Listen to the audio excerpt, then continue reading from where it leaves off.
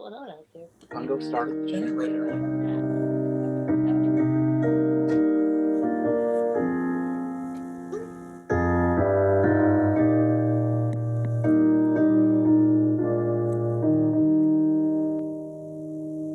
We would be one as now we join in singing our hymn of love to pledge ourselves anew to that high cause of greater understanding of who we are and what in us is true.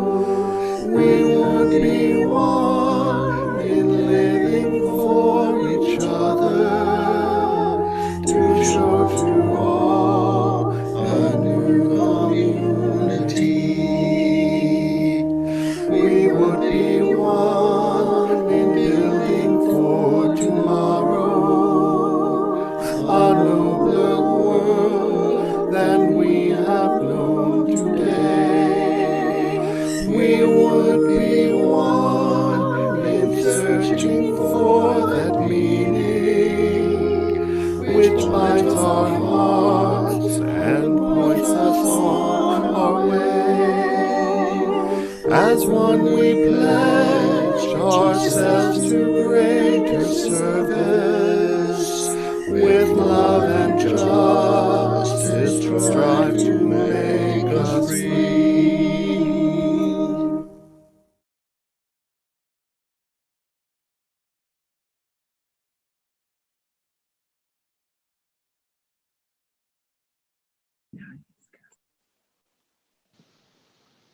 Okay, I'll try that again.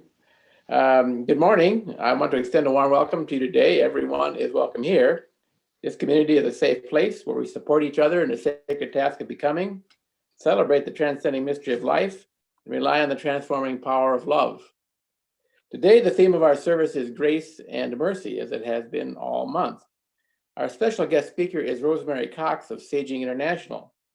Saging International is a nonprofit that helps experienced adults examine their attitudes and fears about aging, connect to their inner wise person through psychology and spirituality, face their mortality with courage and serenity, and identify ways to serve as mentors and healers.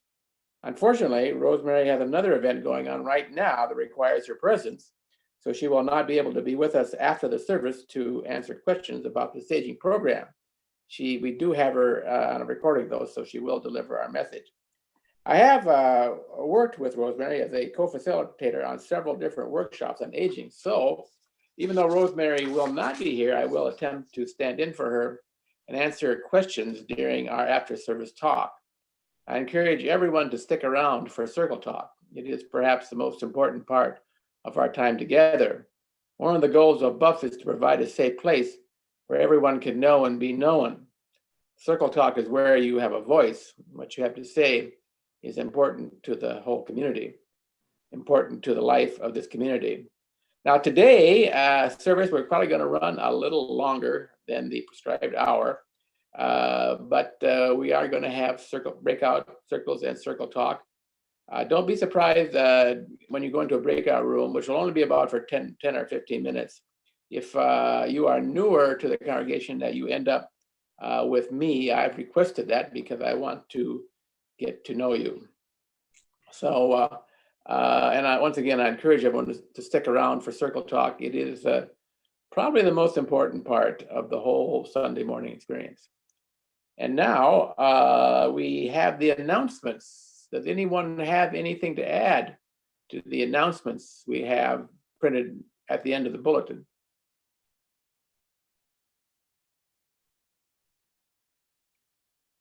Yes, Ellen. I'm once again accepting orders for potholders. I have a little money I want to pay in, but it's too little, so I'm looking for another few orders to get a sizable check in. So thank you. They're really thank you, Ellen. Really if your cute. pots need holding, Ellen's the person to get in touch with. So. Potholders, very inexpensive and very good. I have 2 sets. I have an announcement. As you know, we are having the cast book study, and one of the presenters had to stop out. So Glenn and Susie Smith are stepping in to lead a session. So they'll be leading the Saturday morning, February 13th session. So thank you, Glenn and Susie, for standing in that instance. Are there other announcements? I'd like to announce or remind people that this coming Monday evening at 6, there's going to be a Zoom meeting sponsored by ALPACT and Interfaith Action about race and criminal justice.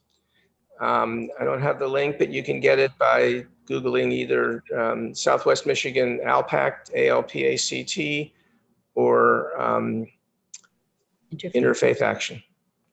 Also, Wednesday night, there's going to be a Zoom meeting sponsored by the Out Center on intersectionality at 7 o'clock that we're going to be a part of. Thank you, Larry. Intersectionality, that's a word I hadn't heard until about maybe 6 or 8 years ago. Yeah. Thank you. Other announcements are clarifications, are additions or corrections? Hey, this is Harvey jumping in. If anybody's unfamiliar, we've got good snow today. If you're in the St. Joe vicinity, or even if you're not, 1920 Sunset Court, got a sled run, 4 sleds that live here. You don't have to bring a sled.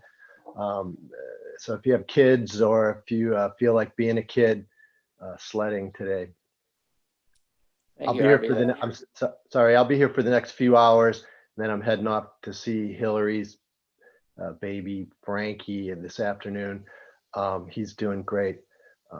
My oldest daughter Hillary, I had a baby like a month ago, and little Frankie's doing fine. That's good to hear that he is grandfather Harvey. They're announcing. So let's continue. Beth Fleur has a fellowship vote on the endowment policy. So Beth, are you here with us? Here. Hello all. Hello, Beth. So about 3 or 4 weeks ago, I just made an announcement in the service and in the BUUF announced that we had updated the policy, our endowment policy. The board and the endowment committee together had done that. And the updated policy has been in the BUUF announced for a couple weeks. Hopefully people have had a chance to review. I will just real quickly read through the 2 sections that were updated. It mostly has to do with how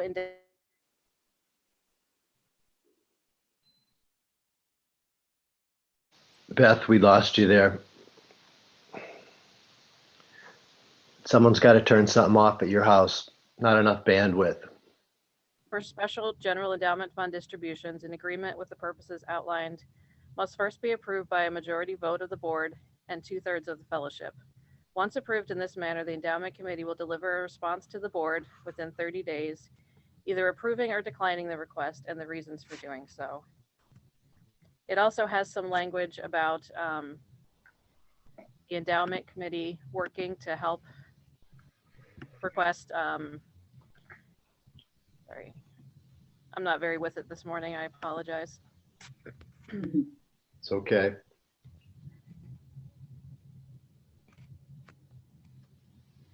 The committee shall work with the stewardship team and the board to encourage additional deposits to the fund, largely through legacy gifts from members. So we're just going to be a little more working on trying to not just use our endowment, but also increase it. Very good. In regards to how sorry, where is it? We use the restricted fund benefits to fund social justice, and that amount is a percentage of our earnings from the restricted endowment fund. And the updated language basically just says that the disbursement percentage will be chosen by the endowment committee and set each year. So it's not a set amount, but it will be determined by the endowment committee. So are there any quick questions? I know we don't have a whole lot of time, and I haven't received any questions in the last couple weeks, but any real quick comments from anyone? I have a quick comment. Yes. So I used to be on the endowment, so I'm pretty familiar with the minutia of the policy. Section 8A and B have been reworded excellently to the way we're currently invested with the UUCEF. I don't see any language in there about what happens if they move the investments to a more traditional bank or money market or something like that. What happens with the income then? Is that just going to be addressed if that happens? Yeah, I believe it was just updated to reflect our current investment with UUCEF. Yeah, I think we can change it if we change our investment. I think we're going to stay with the UU Common Endowment Fund, huge pool of money. That's our plan. I've not heard otherwise from anybody. Harvey Johnson, former treasurer. I'm on the board. I encourage you to vote yay, yes, and so that we can proceed and finalize this endowment policy. I assure you there's no trickery. Yeah, and it's been linked in the BUUF announce if you want to go back and read through it again, if you are familiar with what it was. And I'm not a financial person, so I apologize for my bungling of terms, but thank you for the clarification, Harvey and Jim. We've been plenty frugal and conservative with our money, I assure you, and we've got a nice pot of money to sustain us. I guess Okay. I'm still not clear on what the actual changes that we're voting on, and I'm sorry if that was clear somewhere. I see the new policy, but it doesn't have anything marked as to what's new, so I'm Right. not understanding.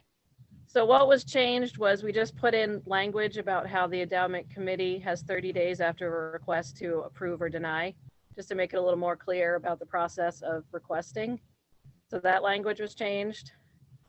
And the language was changed to say that the percentage of that goes towards social justice shall be established by the endowment committee. It used to have a number in it, like 4%. Well, originally it was just whatever the market generated that year, and we took a percentage of that. So it was just market based. Now we're just locking it in so it doesn't swing wildly, is what we're doing. But that the amount is chosen by the endowment committee. It's not, we didn't choose, we didn't lock it in yet. It's up to the endowment committee to lock it in. Well, hasn't the endowment committee chosen a number? Could they state that, please? For the current year. Yes. Anybody? Endowment committee? Glenn's.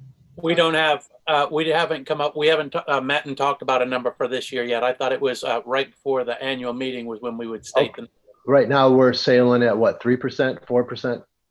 6, I think, 6. All right.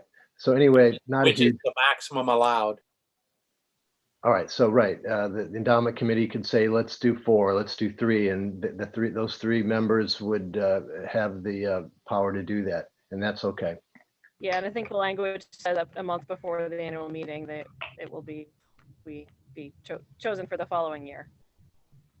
Those are the main actual changes, Susie. And also that the sentence, I believe, about looking to grow the fund through legacy gifts, which isn't really policy, but just sort of a encouragement.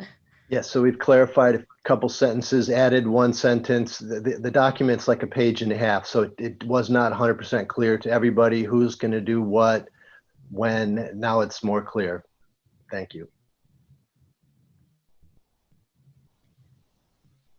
Okay, if there's no more comments, this is just for members to vote. If you're a friend, a visitor, just hang on a second. We're going to do it the old-fashioned way. Just if you approve the changes, raise your hand and keep it up while I run through the video, and I will count hands.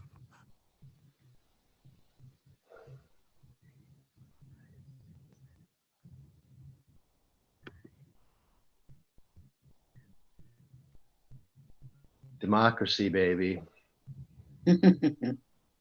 Or at least our attempt at it. We're trying. You got to practice these things. It's like practicing law, you know, you got to practice. Okay, I think I got all those for those who had video on. Any no's? If you have a no, raise your hand.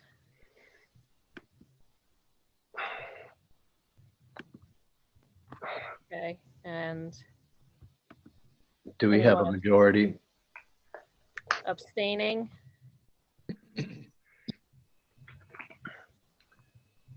Are we going for 2/3? Is that what it was? Yeah.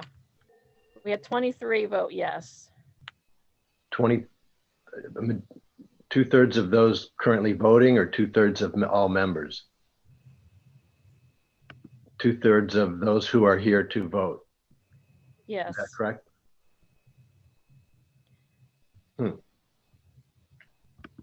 There are several people who have video off and are also calling in.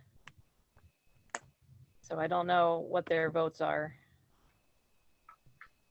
Beth, why don't we have those folks enter in the chat if they would like, and continue on with the service. And incidentally, I assume that Helena is out of the hospital and doing well.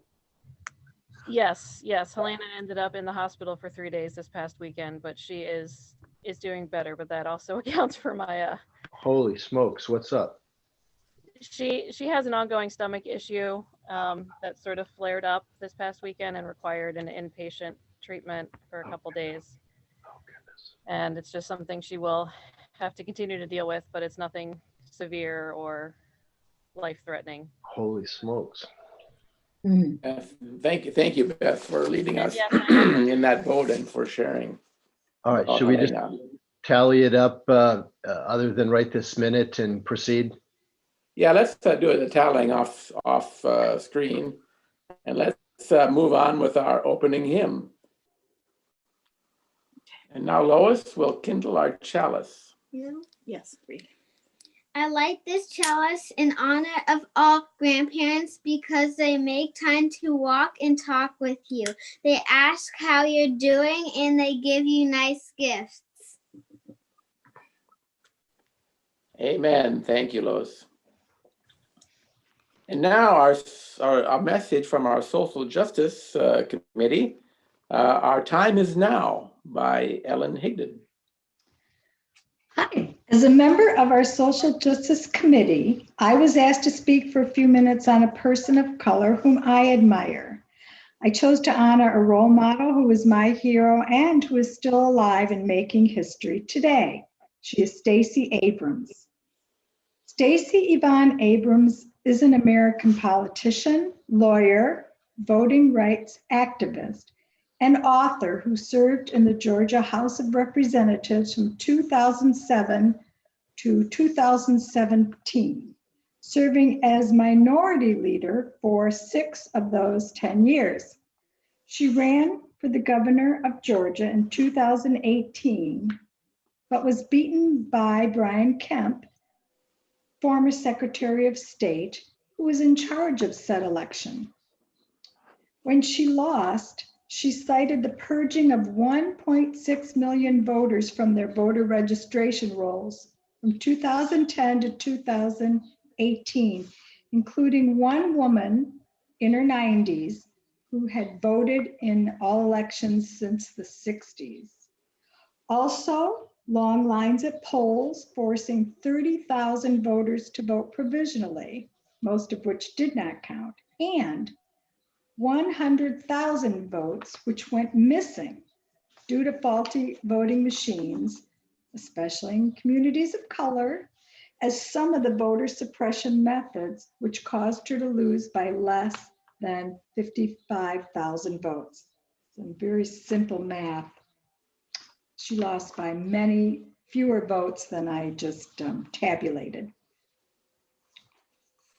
She gave a non-concession speech, which if you haven't heard it, I strongly urge you to listen to at least once. She eloquently thanked all who worked on her behalf, all those who stood up for voters' rights, public education, and other civil rights goals. She said voting was not a right for some, but a right for all. She said Brian Kemp would be certified because he pinned his election hopes on voter suppression, and she found that appalling. She didn't want to scheme her way into office because the election was about voters, not about her. She announced that now they all knew what was broken in the system and it was time for action. That is exactly what she took. She founded Fair Fight Action, a group whose mission was to ensure that every American has a voice in our elections.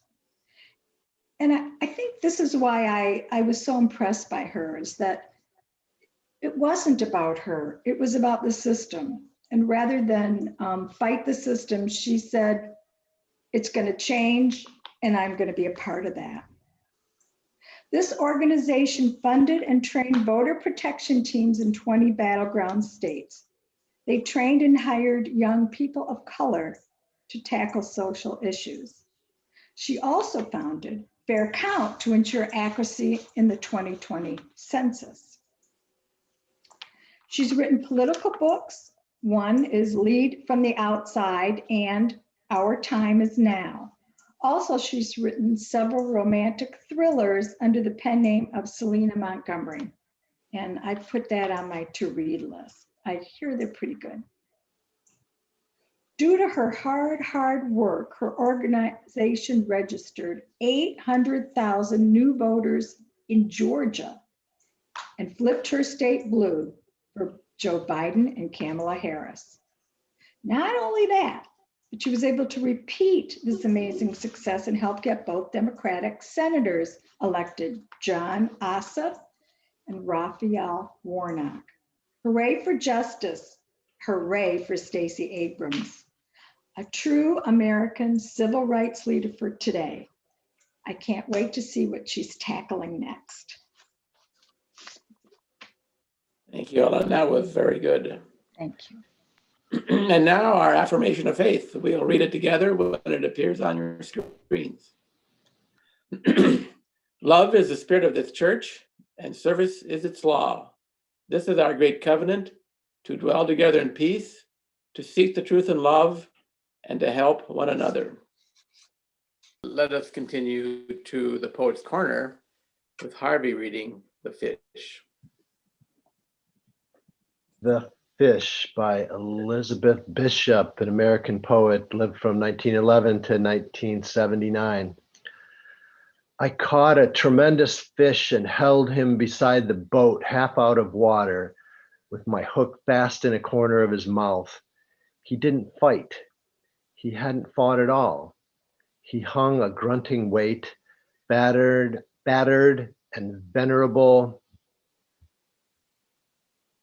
and homely. Here and there his brown skin hung in strips like ancient wallpaper, and its pattern of darker brown was like wallpaper, shapes like full-blown roses stained and lost through age. He was speckled with barnacles, fine rosettes of lime, and infested with tiny white sea lice, and underneath 2 or 3 rags of green weed hung down. While his gills were breathing in the terrible oxygen, the frightening gills, fresh and crisp with blood that can cut so badly, I thought of the coarse white flesh packed in like feathers, the big bones and the little bones, the dramatic reds and blacks of his shiny entrails, and the pink swim bladder like a big peony. I looked into his eyes, which were far larger than mine, but shallower and yellowed, the irises backed and packed with tarnished tinfoil seen through the lenses of old scratched iris isinglass. They shifted a little, but not to return my stare. It was more like a tipping of an object toward the light. I admired his sullen face, the mechanism of his jaw, and then I saw that from his lower lip, if you could call it a lip, grim, wet, and weapon-like, hung 5 old pieces of fish line, or 4 and a wire leader with the swivel still attached, with all their 5 big hooks grown firmly in his mouth. A green line frayed at the end where he broke it, two heavier lines, and a fine black thread still crimped from the strain and snap when it broke and he got away. Like metals with their ribbons, frayed and wavering, a five-haired beard of wisdom trailing from his aching jaw. I stared and stared, and victory filled up the little rented boat from the pool of bilge where oil had spread a rainbow around the rusted engine to the bailer rusted orange, the sun-cracked thwarts, the oarlocks on their strings, the gunwales, until everything was rainbow, rainbow, rainbow, and I let the fish go.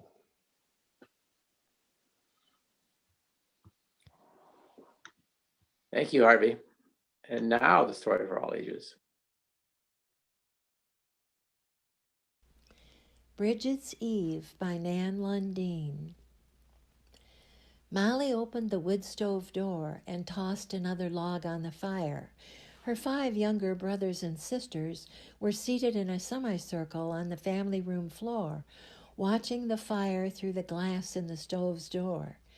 Each sipped hot cocoa. The children had gathered to celebrate Bridget's Eve, the night before Bridget's Day, a nature holiday that fell on February 1st, and one of 8 nature holidays that their family celebrated on the wheel of the year. It was the family's tradition to sit in a story circle the night before a holiday. Mother sat in her rocking chair, knitting one of the many wool scarves she knitted from the wool of sheep they raised on their Colorado farm in the shadow of the Rocky Mountains. Dad hadn't come in from his chores yet. He was outside where it was cold and the snow was deep. "Where is Shannon?" 5-year-old Liam asked, looking around for their yellow lab. "Outside with Dad," Molly said. She glanced at the clock on the wall. "He should be coming in soon. He was just going to check on the ewes in the barn when I came in." In keeping with tradition during their holiday story circles, the older children asked questions of the younger. "Who is Bridget?" Sean asked. "That's easy," Lucy said. "The Irish goddess of fire, healing, and inspiration." Liam wrinkled his forehead. "What's a goddess again?" Vivian looked down at her hands. "I think of her as a beautiful woman with long red hair." "Whoa," her twin brother Tommy said. "I don't think a goddess or a god look like real people. I mean, do they have bodies?" "Good question, Tommy," Molly nodded at her little brother. "But she's alive, isn't she?" Lucy asked. "Maybe she inspires warmth and healing," Tommy said. The circle fell silent. They sipped their hot cocoa. Liam leaned against Lucy, who had long red hair like Vivian imagined Bridget did. Lucy reached over and stirred his hot cocoa with a cinnamon stick and smiled at him. "There," Molly pointed at her sister and brother. "Did you see that?" Lucy was being kind to Liam. Do you think she was expressing Bridget's healing energy? "You're saying kindness is like healing?" Sean asked. Molly nodded. "Yeah, maybe." "So, like all the nature holidays teach us, the holy and the sacred are inside each one of us," Tommy said. Molly smiled. "Alive and well, and in Shannon, too." "What about when we're bad?" Vivian asked. "That makes Bridget sad," Tommy said, "but she doesn't hate us. She just hates our actions." "Wow," Molly said. "Tommy, you're brilliant." The children heard Shannon's dog door bang open and the big dog shaking snow off herself in the hallway. She trotted inside and nosed Molly's arm, then stood back and gave her the look. All the children knew that Shannon's look really meant, "Follow me." Molly rose to her feet. Shannon took her sweater sleeve in her mouth and trotted alongside her to the hall, where Molly threw on her warm coat, pulled on boots and a hat, and was out the door. Their departure left the scent of wet dog hanging in the air. "I hope Dad's all right." Lucy turned to look at her mother. Her mother just smiled and continued rocking and knitting. The minutes ticked by. The fire crackled, and their nerves jumped a bit when a log rolled off another log and cracked. Sparks flew. Sean was just rising to his feet to go outdoors and find out what was going on when they heard a commotion at the back door, and Molly walked into the room with her boots on, leaving snow boot prints on the rug. In her arms was a new lamb, wrapped in an old blanket, its tiny ears and black nose peeking out. "This little girl needs to be warm by the fire tonight," Molly said. "Her mother needs to rest. They both should be fine by morning."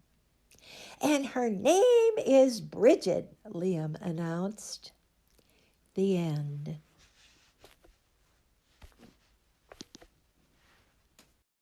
Thank you, Nan, for that very lovely story. And now the Lorenz family singers. This song is called Holy Water, Sacred Flame by Diane Baker. Ready, go. Holy water, sacred flame, holy water, sacred flame, blessed we invoke your name. So bless my head, my hands, my heart, source of healing, song and art. Bridging water, sacred flame, bridging we invoke your name. Bless my head, my heart, source of healing, song and art. Thank you, everyone. Beautiful, thank you. What an attractive family. Next, we have our offering words, and when they come on the screen, we'll repeat them together. This fellowship is a community of ourselves. Its resources are our resources. Its wealth is what we share. As we contribute to the life of this community, we affirm our lives within it.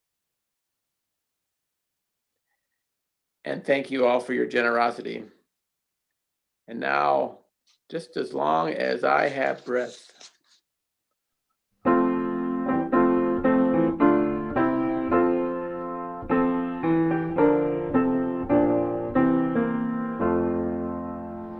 Just as long as I have breath, I must answer yes to life. Though with pain I made my way, still with hope I meet each day. If they ask what I did well, tell them I said yes to life. Just as long as vision lasts, I must answer yes to truth. In my dream and in my dark, always that elusive spark. If they ask what I did well, tell them I said yes to truth. Just as long as my heart beats, I must answer yes to love. Disappointment pierced me through, still I kept on loving you. If they ask what I did best, tell them I said yes to love.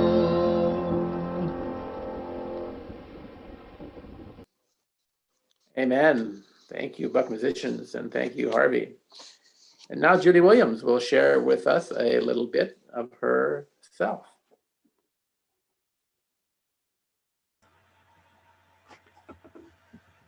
It's wonderful to be a grandparent, and I love my grandson dearly. But when I saw the picture in the weekly announce of Grandpa on the trike, I was offended. Then I looked further and saw Dr. Fauci.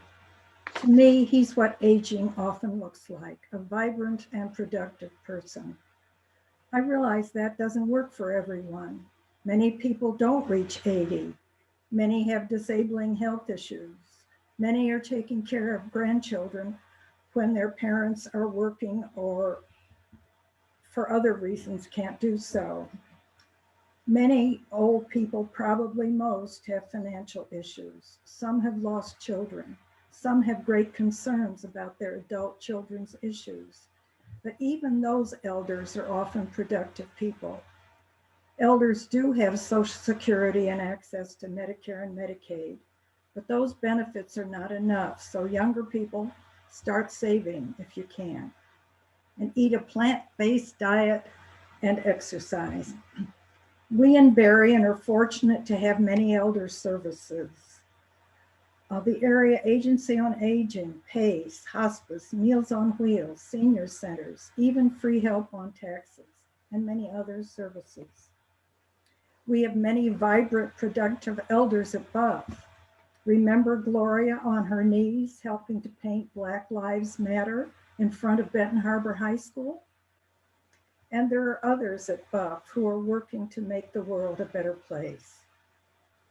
Our president is 78, yet we have ageism in the workplace. Cicely Tyson, who died this week, was performing in a revival of the gym game when she was 90. A woman in South Haven is still sculpting at the age of 100. A dear friend who's 78 and often on call for the Red Cross. If you have a fire or need money in those circumstances, Betsy may be the one who is helping you.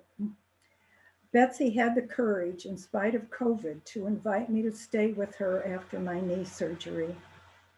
An old lady from Michigan said, I might seem like a little old gray-haired lady to these people, but I'm going to stay here. We cannot back down. That was when she had denounced the Proud Boys. So we are not necessarily our age. Some people are stodgy and old in their ideas at a young age. I met one of my mother's teachers when that lady was 95. Mother told me that her teacher said, don't tell anyone your age. Then you just become a number. That's often true. When I'm arrested for grand theft, I want the media to write Julie Williams of St. Joe Township, not Julie Williams' grandmother.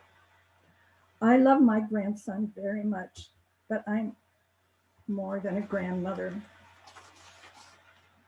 Since my retirement and my move to beautiful Southwest Michigan, I've made many new friends, volunteered at BUUF and other organizations. I'm especially now a stay-at-home mom of 2 cats. They approve of isolating at home.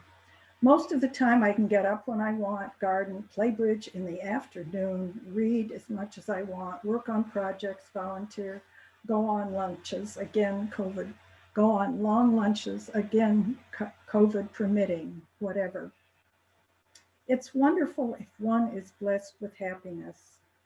But more than once at BUUF, I've quoted Leo Roston, who said, the purpose of life is not to be happy, but to matter, to be productive, to be useful, to have it make some difference that you lived at all. I hope I can still make some difference. Amen, Julie. Thank you for that. Perfect. And now, Rosemary Cox on recording will talk to us about the upside of aging.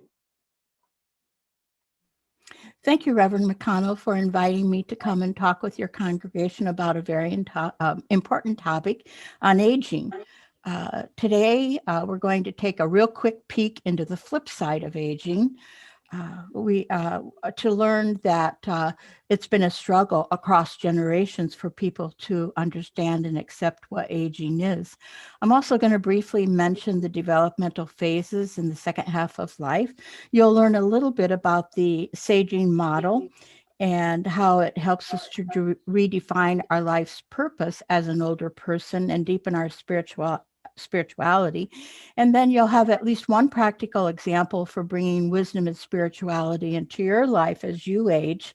And we're all aging, no matter how many years of life experience we have right now.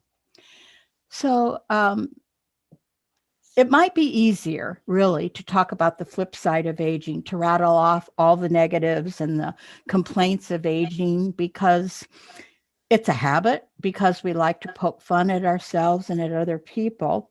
Psychoanalyst Sigmund Freud said that humor is a survival tool one can use to cope with fear. One woman shared with me, she was celebrating her 50th year, and she received this little book called Happy Birthday, You Poor Old Wreck. And it was a book of illustrations that were done by children to show what their images of aging are.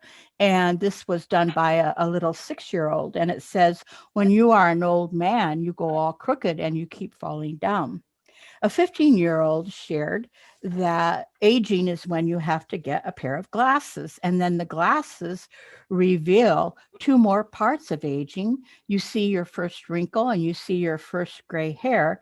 And then she closed by saying the 4th sign of getting older is when you reach your 30th birthday. Truman Capote said in his later years that life is a moderately good play with a badly written 3rd act. So there are plenty of people who see aging as a process of gradually increasing diminishment and disengagement from life. It really hurts my heart when I know the deep sadness and sorrow and struggles that an older person has in dealing with their age. And this poem was written by a woman when she had 75 years of life experience. She wrote this poem: an empty world devoid of color, laughter, and joy. A lonely place, I am forgotten. No one needs me. I am alone in a world I've never been in before. So sometimes with these feelings of desolation and hopelessness, sometimes there's also bad-tempered behavior that follows it. And, I wonder, could this be the reason why some people are regarded as being difficult? They're just struggling, with what goes along with being older. Having compassion is important in being able to relate with older adults. And of course, compassion is one aspect of spirituality too. Often when we define compassion, we use such words as sympathy, altruism, generosity, or empathy. A person by the name of Jimpa did some research on what compassion is. And he says that all 3 elements have to be a part of the experience in order for a person to be compassionate about their own suffering or about another person's suffering. The first element in compassion is to really see, to notice that another person is suffering. But that's not enough to be compassionate. The second element is to step inside the shoes of the other person, feel their pain, empathically feeling their pain. And it doesn't stop there. That in order to be compassionate, we need to take an action to ease that person or our own suffering. Stubborn, set in their ways. We may not be able to really understand what it feels like to be old until we get there. We might think of a senior as an older, slower version of who they have been. And then these other words are used too. As I mentioned, stubborn, set in their ways, argumentative, crotchety. it almost might appear that seniors are not managing their lives very well. So I could ask myself, if this is a developmental stage of life, what kind of development is going on here? But the word itself implies that there is personal growth work and there are hurdles and tasks to master. David Soley, in his work on how to relate with older adults, believes that each phase of life, each time of life comes with two conflicting developmental tasks. And we may not be aware of it. Usually it's subconscious. But if we think of a toddler, for example, a toddler wants to go out and explore the world. They want to move away and separate from their parents. They're beginning the process of establishing their own identity. They don't want to go too far, however, because they want the security and the safety of being close to their parents. So one of the developmental drivers for the old years is maintaining a sense of personal control. There are so many losses, or there can be so many losses as we grow older. And there seems to be a subconscious, relentless urge to hold on tight, sometimes even in a desperate effort to hold on to that sense of independence and control. The second developmental driver is engaging in legacy work to share our accumulated wisdom over a lifetime of experiences. And because life is coming to an end, there's an equally strong urge to reflect on the meaning of what it's all been about, one's life. And there's a fear often that life will simply wither away and no one will remember me. But before a person is ready to go on to do this legacy work, the control issue has to be worked out, because grieving what was, struggling to cope, fearing what will happen next, accepting the new normal, these types of things that we think about, worry about, or don't realize can focus and consume all the energy that an older person has. And it's for the very first time that a person's developmental work is not looking towards the future, but it's looking into the past, looking into finding out what those experiences have meant. And older people don't necessarily know how to do this life review work. And it comes at a time when many people don't feel like they're at the top of their game. So it's up to the younger adults, the younger people, or even those of the same cohort who do understand this work, to support and give guidance to help people reestablish a sense of control and to facilitate them in their legacy work, which is also spiritual work. So in saging, one of our main messages is that aging is an uphill trajectory. There is more to do, more to come. There is an upside, and also saging helps in dealing with these two developmental drivers. Dr. Gene Cohen was highly regarded. He was a medical doctor. He's no longer alive, but he was highly regarded in the field of gerontology. He believed that there were 4 stages to the second half of life.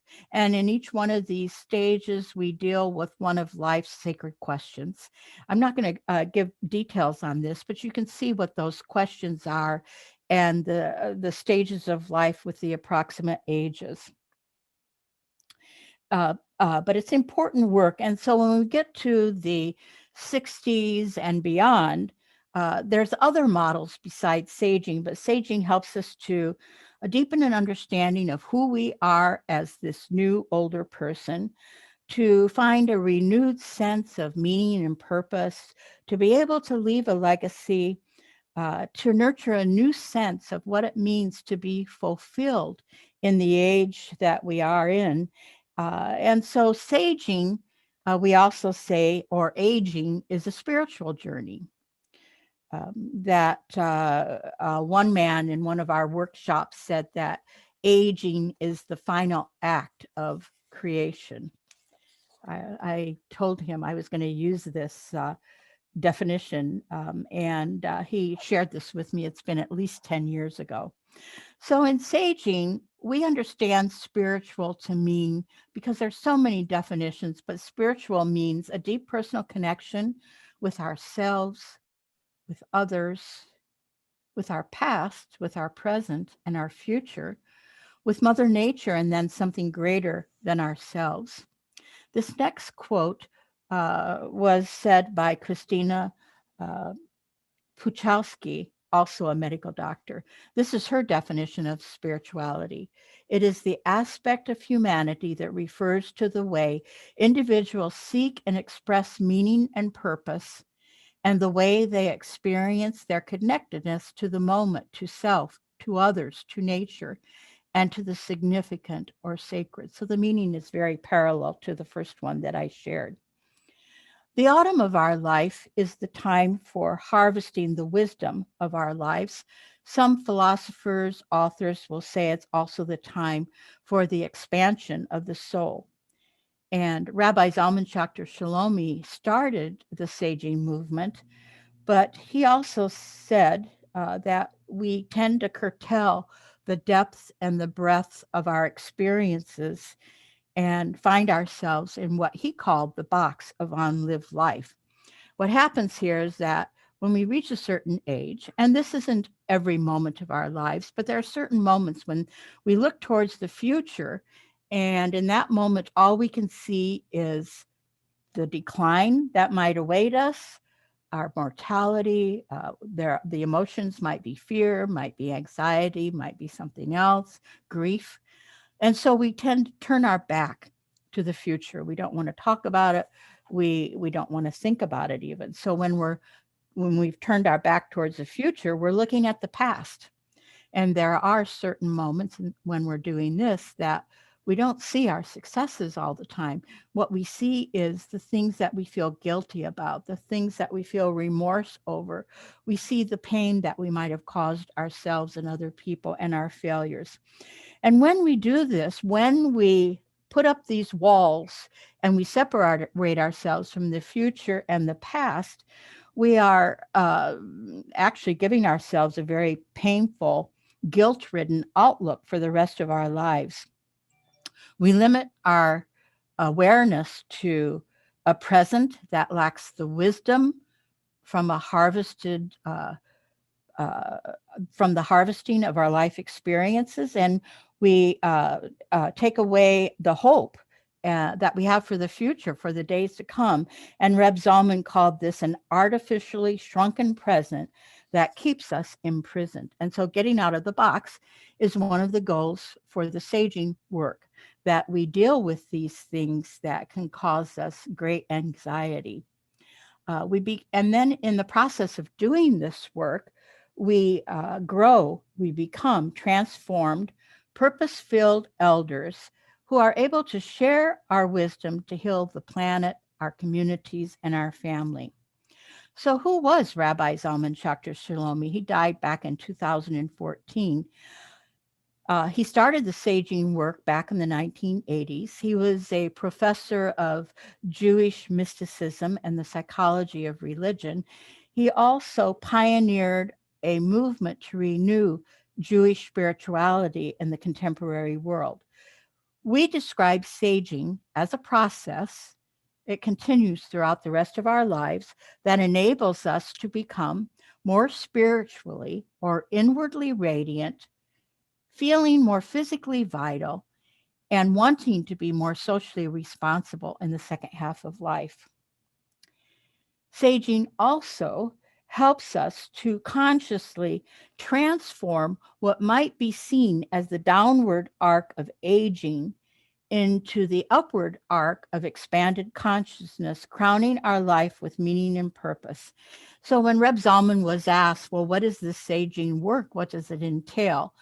You have that listed there on the side. I'm not going to go into too much detail for these, but first of all, we learn to accept aging and not rob ourselves from the blessings that are reserved for this time of life. Facing mortality, we realize that life is precious. How can we live more intentionally? We don't have so long to live. Using the contemplative skills to go inside, to take from all traditions, all cultural and religious traditions, to be able to reflect and learn more about who we are, to attend beyond the body. We realize that the body has to slough off in some way for us as we grow closer to our death. But there are other dimensions of self that can grow and expand when we think of our emotional life, our spiritual life, and our mental life. And we can certainly learn how to take care of our body too. Another part of the work is to listen to inner voices. Age frees us to be able to do what we want to do with what we're capable of doing, and to be able to be and become to be and do in ways that we haven't been able to do in our earlier life. Life repair, number 6, that's the forgiveness work. Be philosophical. It's a time of life for questioning, renewing, perhaps even reinventing or redirecting ourselves. And then to serve as an elder. Our world is hungry for elder wisdom. And the last one, preparing for serenity. Similar to birthing, elders live or learn more about deathing, learning more about the lessons, the blessing, and the how-to of how to die. So on the surface, it might appear that older people just pass time by thinking and talking about their past because there's nothing else to do. But this is legacy work, and it's a very critical psychological task. It helps to understand, as I said before, what one's life has meant. It helps us to find out, discover what are the values that we have lived by. It helps us to know the events and values by which we want to be remembered for. And then it also supports us in being able to pass down to others the legacy and things that we have learned. One of the women, Marie, when she was going through a lot of the saging work, her statement was, "I am no longer viewed as the worn out, throwaway husk, but the fruit, the harvest of a lifetime." This is a very powerful change in the image that she had about herself. And you can only imagine, by having this powerful, strong image, how she was able to continue to live her life, her older years, but in a new way. So in life review, we see time as being elastic. We can't change what happened in the past, but we can, with the wisdom and the knowledge that we have today as an older person versus a younger person, we can go back into the past and we can reinterpret what happened. And we call this process recontextualization. We can assign new meaning and significance to past events. It helps us to go forward in life. So we change our perspective. This here picture of this cube, it's called the Necker's cube. It illustrates the switch in perspective. Seen from one perspective, aging can be imagined as a downward tilt into limitations and irrelevance. Now, if you look, you might even see the box switching on you already, but let's go to the next slide. We can also see aging as an upward tilt with the deepened levels of wisdom and a deepened sense of the spiritual aspect of life. So I'll go back to that slide again. So if you look, you can see it one way, and then it can flip on you and you can see it from another way. Which one is the right way to see aging? It's probably a combination of both. An important spiritual practice for all of us is to have a daily gratitude practice. There's been a lot of research done on this. It helps us to be not to fall into that trap of isolation, depression, anxiety. And here's some of the other benefits that have been discovered through research. And if you look through, we would all want to have these things. We would all want to be happier and more optimistic, to be more generous and forgiving, and then to release more of those good feeling endorphins. And so how can we develop a gratitude practice? A very simple way is someone shared this with me. Before every meal, silently say to yourself 3 things that you are grateful for. And this starts to, roll in some of these benefits that we have listed here. I'm going to share with you one more last story before I close for today. There was a man who came to our workshop. He was a recently retired architect, and he was from Chicago. He didn't really want to come to the workshop, but his wife wanted to come, and she wanted him to drive her. And so he did that. The workshop was in South Bend. And he shared this with us. He said, I don't really want to be here. And that was fine. We accept and we embrace everybody. So the workshop lasted for 2 days. And at the end, we invited people, if they wanted to do so, to share what the experience had meant to them. Well, I didn't expect this man, and this is not really his picture, but this man to share anything. It was so profound, however. He stood up and he had tears streaming down his face. And he choked out the words, now I have a way to see myself.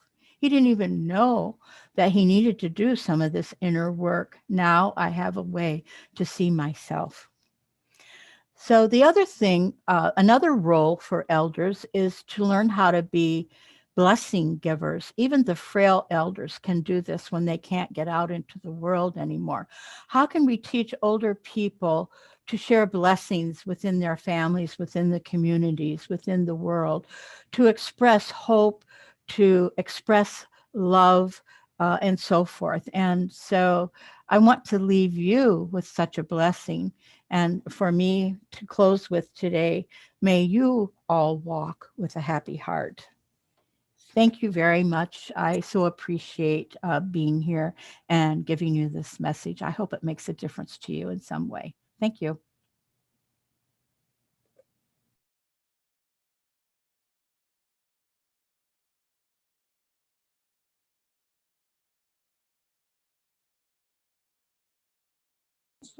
Jim, you are muted.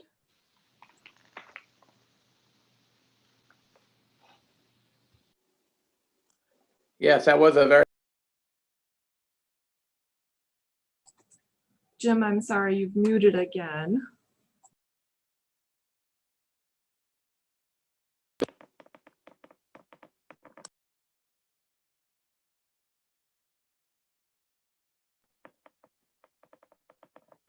Okay, I'm unmuted now, I think, hopefully. Yes, if anyone would like to get on the Saging International newsletter, I think I can do that for you.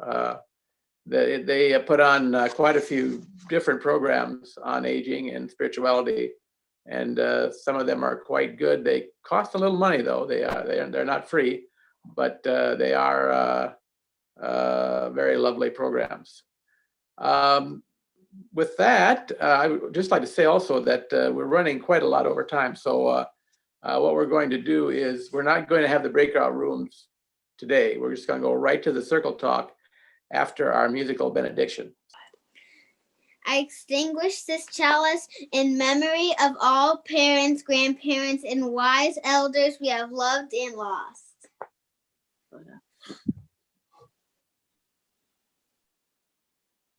Thanks, Lois.